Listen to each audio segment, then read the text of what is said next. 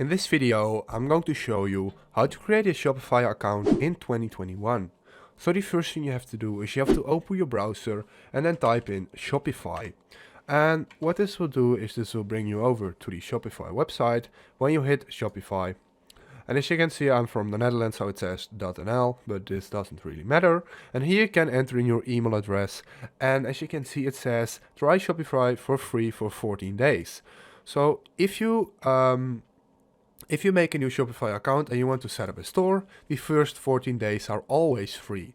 So here, enter in your email address. I'm going to do this right now. Just like this.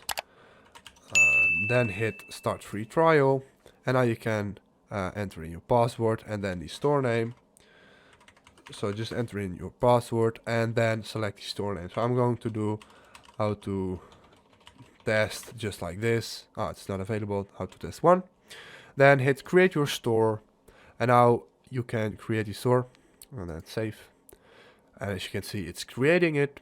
Sit tight, and now you can enter in the rest of the details. As you can see, it says tell us a little bit about yourself. Are you already selling? I'm just playing around, and then you can select something. And then what's your current revenue? So let's say 0 or up to 5,000. And if you're professional, you can do something like this. I just do this and then select the industry. So I select restaurants and then hit setting up a store for a client. If you're making it for a client, I'm not, so I untick this box, then hit next. And I'll enter in the details right here. I'm going to do that right now. Then hit enter my store over here.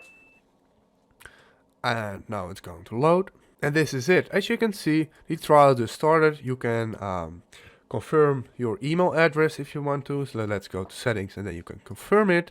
But this is basically how you can set up the first step of your account on Shopify.